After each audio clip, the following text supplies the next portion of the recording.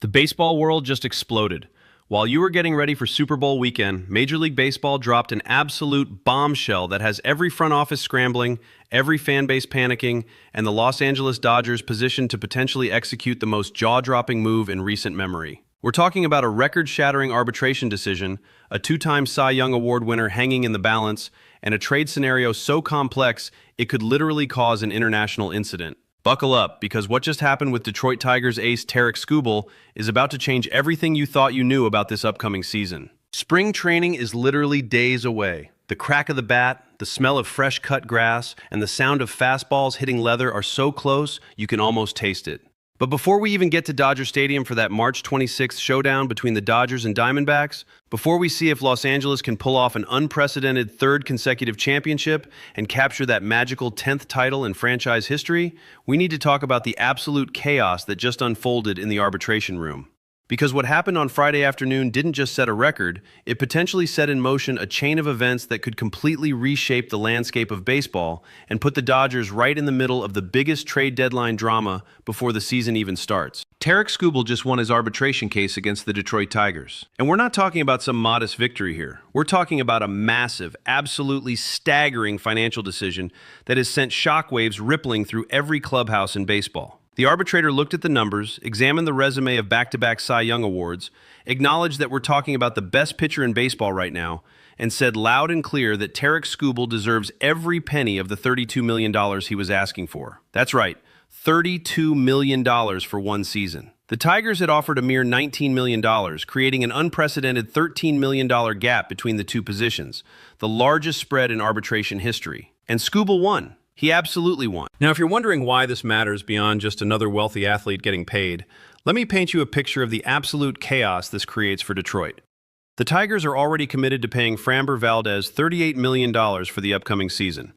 That means their top two starting pitchers alone are consuming a combined $70 million of payroll. $70 million for two players. For a franchise that has been trying to balance competitive aspirations with financial responsibility, for a team that's made the playoffs 2 consecutive years but hasn't exactly been printing money like the Dodgers or Yankees, this creates an absolutely impossible situation. What do you do when you're on the hook for $32 million to a player who has exactly 1 year left before he can walk away into free agency? Do you bite the bullet and make a run at the pennant with this incredibly talented roster featuring Skubal, Valdez, Jack Flaherty, Keter Montero, and Matt Olson? Or do you cut your losses, admit this is too rich for your blood, and trade away the best pitcher in baseball while you can still get maximum return? Here's where things get absolutely delicious for baseball fans and potentially devastating for Tigers supporters. The smart money says Detroit moves Tarik Skubal, and they move him soon. Think about the logic here. You've got a generational talent at the peak of his powers. The man just won his second consecutive Cy Young Award. He's not just good, he's not just great, he's the best. And every single contending team in baseball knows it. The trade market for Tarik Skubal would be absolutely insane.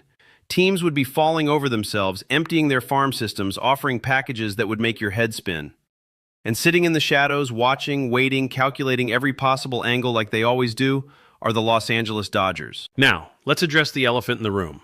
The Dodgers already have what many consider the most talented starting rotation in baseball. You've got Yoshinobu Yamamoto, the Japanese sensation who showed flashes of absolute brilliance before his season was cut short. You've got Blake Snell, the left-handed ace with multiple Cy Young Awards of his own. You've got Tyler Glasnow coming off Tommy John surgery. And then you've got the newest member of the rotation, the phenom who broke the internet when he chose Los Angeles, Roki Sasaki. So why on earth would the Dodgers, already loaded with starting pitching, be interested in Tarik Skubal? Because this is the Dodgers we're talking about. This is an organization that doesn't just want to win, they want to create a dynasty. They want to field a rotation so deep, so talented, so absolutely overwhelming that opposing lineups are basically defeated before they even step into the batter's box. But here's where the plot thickens in ways that are almost too crazy to believe.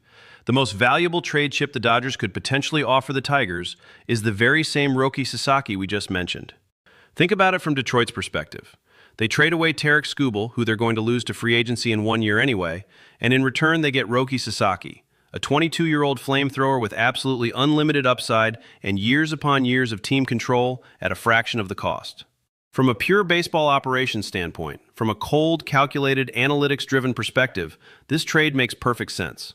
The Tigers get younger, cheaper, and maintain their competitive window. The Dodgers get the best pitcher in baseball right now to add to an already historic rotation. Everybody wins, right? Not so fast. Because what works on a spreadsheet doesn't always work in the real world. Especially when you're talking about international relations, organizational reputation, and the kind of trust that takes decades to build and seconds to destroy. Multiple baseball insiders have pointed out that trading Roki Sasaki would be an absolute public relations disaster for the Dodgers. We're not talking about just another trade here. We're talking about potentially burning bridges with an entire country's baseball pipeline. Think about the optics for a second. Roki Sasaki had his choice of any team in Major League Baseball. Every single franchise wanted him. The bidding was intense, the recruiting was aggressive, and when the dust settled, Sasaki chose the Dodgers. He chose Los Angeles because of their track record with Japanese players, because of their commitment to development, because guys like Shohei Ohtani and Yoshinobu Yamamoto were there. The Dodgers sold him on being part of a family, on building something special, on the idea that Los Angeles was the best place for a young Japanese star to develop and thrive. Now imagine the Dodgers turn around less than a year later and ship Roki Sasaki to Detroit as part of a trade package. Imagine the conversations that Shohei Ohtani and Yoshinobu Yamamoto would be having in the clubhouse. Imagine how that looks to every future Japanese prospect considering coming to Major League Baseball. The message would be crystal clear and absolutely devastating. The Dodgers will use you as a chess piece. They'll romance you, recruit you, promise you the world, and then trade you the moment a better option comes along. You think the next Japanese superstar is choosing Los Angeles after that? You think agents representing Japanese players are going to trust anything Dodgers management says? The damage to the Dodgers' carefully cultivated relationship with Japanese baseball could be absolutely catastrophic. One prominent voice in the baseball community laid it out perfectly, and this quote deserves to be examined word for word because it captures exactly why this trade scenario is so complicated. Sasaki won't happen. Nothing to do with talent. The reason is it would really hurt the Dodgers' Japanese pipeline. It would be an awkward conversation with Shohei and Yamamoto, and it would have all future Japanese players coming over hesitant to sign with LA because they would feel the Dodgers had just traded Sasaki after he could pick anyone and then chose LA, and then they trade him the next year. Not a good look. Not a good look is putting it mildly. This would be an absolute catastrophe from a business perspective, even if it made sense from a pure baseball operations standpoint. But let's play devil's advocate for a moment, because this is where the conversation gets really interesting. What if the Dodgers Brain Trust, led by Andrew Friedman and his analytics department, looks at the situation and decides that acquiring Tarik Skubal is worth the potential fallout? What if they calculate that having Skubal, Snell, Yamamoto, and Glasnow gives them such an overwhelming advantage in the playoffs that it's worth risking future relationships? After all, we're talking about adding the best pitcher in baseball to an already loaded roster. We're talking about creating a starting rotation that would be absolutely unprecedented in the modern era. Imagine rolling out Tarik Skubal in Game 1 of a playoff series, followed by Blake Snell, then Yoshinobu Yamamoto, then Tyler Glasnow. That's 4 legitimate aces, 4 guys who on any other team would be the undisputed #1 starter. The competitive advantage would be absolutely insane. And let's be brutally honest about something else. Roki Sasaki, for all his potential and all the hype, is still very much a developing pitcher. He was absolutely lights out in his relief role during his limited time with the Dodgers, but relieving and starting are 2 completely different animals. Dave Roberts himself acknowledged that Sasaki needs to develop a legitimate third pitch if he's going to succeed as a starter. As a reliever facing 4 or 5 batters, you can get away with 2 pitches. You throw gas, you throw your slider or splitter, and you get your outs. But if you're trying to go 5, 6, 7 innings as a starter, facing lineups 2 and 3 times through the order, you need more weapons. You need variety. You need to keep hitters guessing. Sasaki isn't there yet. He's working on it. Spring training will be crucial for his development, but right now, at this very moment, he's a project. An incredibly talented project with unlimited upside, but still a project. Tarik Skubal is not a project. Tarik Skubal is the finished product. He's a back-to-back Cy Young Award winner who just dominated baseball for 2 consecutive seasons. You know exactly what you're getting with Skubal. There's no development needed, no waiting for a third pitch to materialize, no hoping everything comes together. He's ready to step into a playoff rotation right now and be the guy. And for a Dodgers team that's trying to accomplish something unprecedented, trying to win 3 consecutive World Series championships, trying to cement their place as one of the all-time great dynasties in baseball history, that certainty might be more valuable than Sasaki's potential. Here's another wrinkle to consider in this already incredibly complex situation. The Dodgers have other trade chips they could potentially offer Detroit beyond Roki Sasaki. The Los Angeles farm system is absolutely loaded with young pitching talent. We're talking about guys like Jackson Ferris, who's considered one of the top pitching prospects in all of baseball. Zyhir Hope, another high-upside arm who could be a future rotation piece. Emmett Sheehan showed flashes of brilliance before injuries derailed his season. River Ryan was impressive in his limited time in the majors. Gavin Stone proved he could handle a starting role at the big league level. Any of these guys could be part of a package for Tarik Skubal without creating the international incident that trading Sasaki would cause. But here's the question. Would any package built around those players be enough to get Detroit's attention? The Tigers aren't looking to rebuild. They've made the playoffs 2 consecutive years. They've got a competitive roster. If they're trading Tarik Skubal, they want major league-ready talent or can't-miss prospects that can contribute immediately. Sasaki fits that bill perfectly. He could step into Detroit's rotation this season and potentially be a frontline starter. Jackson Ferris and Zyhir Hope are talented, but they're still years away from making an impact at the big league level. Would that be enough for Detroit?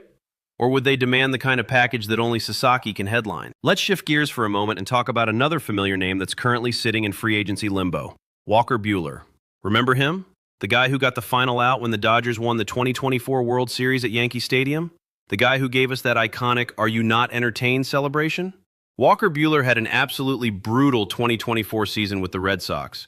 Got traded to the Phillies mid-year, found his form in September, and then mysteriously didn't pitch in the postseason series against the Dodgers despite being on the roster.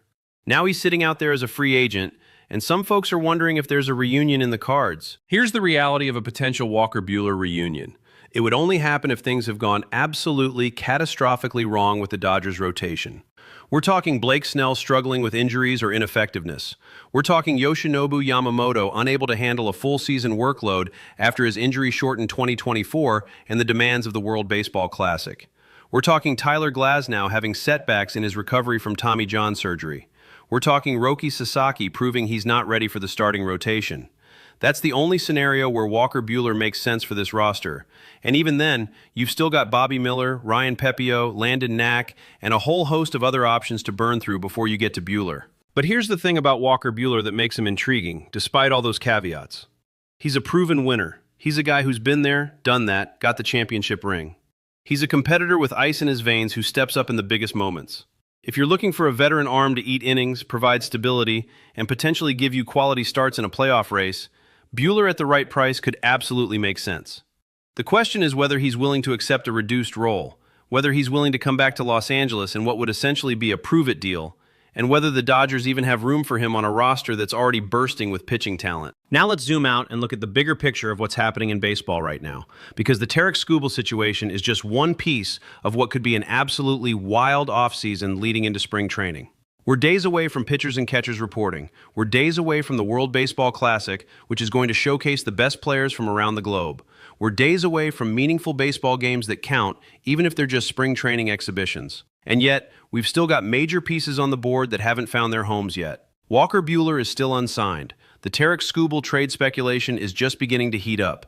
Teams are still making moves, still positioning themselves, still trying to find that one piece that puts them over the top. For the Dodgers, the calculus is absolutely fascinating. On paper, they don't need to do anything else. They've already got a championship roster. They've already got the most talented lineup in baseball. They've already got a rotation that, when healthy, can match up with anybody. But that's never been how this organization operates. The Dodgers don't settle. They don't sit back and hope everything works out. They're aggressive, they're calculating, and they're always looking for ways to improve. If there's a chance to add Tarik Skubal, even if it means making a difficult trade, even if it means potentially damaging relationships, you can bet Andrew Friedman and his team are at least having the conversation. The question becomes, what's the price you're willing to pay? And we're not just talking about the literal trade package here. We're talking about the long-term cost to the organization's reputation, to their relationships with international players, to their ability to continue attracting the best talent from around the world. The Dodgers have spent decades building trust with Japanese baseball. They were one of the pioneers in recognizing the talent pool and investing in those relationships. Hideo Nomo, Kazuhisa Ishii, Hiroki Kuroda, Kenta Maeda, and now Shohei Ohtani and Yoshinobu Yamamoto. There's a lineage there, a history of respect and development and success. Trading Roki Sasaki could potentially undo decades of goodwill in a single transaction. But let's also acknowledge the elephant in the room. Professional sports is a business, and sometimes business decisions have to be made that aren't popular. Sometimes you have to prioritize winning now over maintaining relationships for the future. Sometimes you have to make the cold, calculated move that gives you the best chance to win a championship, even if it creates some awkward conversations in the clubhouse. Shohei Ohtani and Yoshinobu Yamamoto are professionals. They understand how the business works. Would they be happy if Sasaki got traded? Probably not. Would they refuse to re-sign with the Dodgers when their contracts are up because of it? That seems unlikely, especially given the money involved and the winning culture in Los Angeles. Here's another angle to consider. What if the Dodgers aren't the team that ends up with Tarik Skubal? What if the New York Mets, who have been involved in trade discussions, pull off the deal? What if the Yankees, despite initially saying Skubal was too expensive, decide to jump back into the conversation? What if some dark horse team nobody's talking about swoops in with an offer Detroit can't refuse? The baseball landscape is about to get incredibly interesting, and the Dodgers might end up being spectators rather than participants in the Tarik Skubal sweepstakes. There's also the very real possibility that Detroit doesn't trade Skubal at all. Think about the argument one analyst made. If Skubal had lost his arbitration case, if he'd been forced to accept the $19 million the Tigers offered, that would have created clubhouse tension and distraction. That might have pushed Detroit toward a trade just to avoid the drama. But he won. He got his $32 million. He got validated. He got what he felt he deserved. Maybe that actually makes it easier for everyone to move forward together. Maybe Skubal comes into spring training motivated, focused, ready to prove he's worth every penny of that record-breaking arbitration award. Maybe the Tigers look at their roster featuring Skubal, Valdez, and their young position player core and decide they're genuinely one of the best teams in the American League. Maybe they make a run at the pennant. And if that's the case, if Detroit decides to hold on to Tarik Skubal for the 2025 season, then the trade deadline in July becomes absolutely must-see television. Because here's the thing about the trade deadline. Everything is amplified. The pressure is higher, the stakes are bigger, and teams get desperate. If the Tigers are in the hunt, genuinely competing for a playoff spot, can they trade away their ace? That would be franchise suicide, right? But if they're struggling, if they're falling out of contention, if it becomes clear they're not going to make the postseason, then Skubal becomes available at exactly the moment when contending teams are most desperate for starting pitching. And that could drive his price even higher than it would be right now. Imagine being a team in late July fighting for a playoff spot, knowing you're one starting pitcher away from being a legitimate World Series contender, and Tarik Skubal becomes available. You'd mortgage the future in a heartbeat. You'd empty the farm system. You'd trade prospects you swore you'd never move. Because windows don't stay open forever in baseball. Opportunities to win championships are rare and precious and fleeting. If you think adding Tarik Skubal gives you that chance, you do whatever it takes. This brings us back to the Dodgers and their unique position in all of this. They're the rare franchise that can think both short-term and long-term simultaneously. They can make win-now moves while also protecting their future. They have the resources, both financial and in terms of player development, to operate on multiple timelines at once. That's what makes them so dangerous and so frustrating to compete against. Other teams have to choose. Do we go all in now, or do we build for the future? The Dodgers don't have to choose. They can do both. So when we talk about the possibility of the Dodgers trading for Tarik Skubal, we have to understand it's not just about 2025. It's about 2025, 2026, and beyond. It's about positioning themselves to not just win this year, but to create a sustainable dynasty that competes for championships year after year after year. That's the vision. That's the plan. And if trading Roki Sasaki helps accomplish that vision, despite all the potential negative consequences, don't be shocked if Andrew Friedman pulls the trigger. But we also have to acknowledge the very real possibility that Sasaki is completely off the table, that the Dodgers have already decided the international relationship damage isn't worth it, and that any trade package for Skubal would have to be built around other assets. In which case, the Dodgers would need to get creative. Maybe it's a 3-team deal. Maybe it involves major league players rather than prospects. Maybe it involves taking on additional salary to make the deal work for Detroit. There are 1,000 different ways to structure a blockbuster trade, and the Dodgers have proven time and time again they're willing to think outside the box. As we head into spring training, as we get ready for meaningful baseball games to return to our lives, these are the storylines we're going to be obsessing over. Where does Tarik Skubal end up? Does he stay in Detroit or does he get moved? If he gets traded, who gives up what to get him? Do the Dodgers make a play or do they stand pat with their current rotation? What happens with Roki Sasaki's development? Can he prove he's ready to be a starting pitcher? How does Walker Buehler's free agency play out? Does he end up back in Los Angeles or does he find a home elsewhere? The beautiful thing about baseball is that we're about to get answers to all these questions. Spring training starts next week. Real games start on February 21st. The World Baseball Classic kicks off March 5th. And then on March 26th, the Dodgers and Diamondbacks ring the bell at Dodger Stadium for opening day, and we're off to the races for what could be a truly historic season. The Dodgers are going for their third consecutive championship and their 10th in franchise history. The target on their back has never been bigger. Every team in baseball is gunning for them, scheming against them, trying to figure out how to knock them off the mountain. And that's exactly how the Dodgers like it. They thrive on being the villain, on being the team everyone loves to hate, on being the organization that other franchises measure themselves against. Whether they end up trading for Tarik Skubal or sticking with their current roster, whether Roki Sasaki develops into a frontline starter or remains in a relief role, whether all their injury-prone pitchers stay healthy or the rotation falls apart, one thing is absolutely certain. The 2025 Los Angeles Dodgers are going to be must-watch television from opening day all the way through what they hope will be another World Series championship celebration. The Tarik Skubal saga is just beginning, and you can bet the Dodgers will be involved every step of the way. This is the kind of story that defines off-seasons, that dominates sports talk radio, that has fans arguing in bar rooms and living rooms and Twitter spaces about what their team should or shouldn't do. And we're here for all of it. We're here for the speculation, the rumors, the insider reports, the shocking trades, and the dramatic decisions that shape the future of baseball. So buckle up, baseball fans. Buckle up, Dodgers faithful. The boring part of the offseason is over. Spring training is here, and with it comes all the drama, excitement, and nail-biting anticipation that makes baseball the greatest sport on earth. Will the Dodgers land Tarik Skubal? Will they protect Roki Sasaki and build their future around him? Will some team we haven't even mentioned swoop in and change everything? We're about to find out, and I absolutely cannot wait. Make sure you smash that like button, drop a comment letting me know what you think the Dodgers should do about the Tarik Skubal situation, and subscribe to this channel so you don't miss a single update as this story develops. Because trust me, you're going to want to be here for every twist and turn of what promises to be one of the wildest stories of the spring. Baseball is back, baby, and it's going to be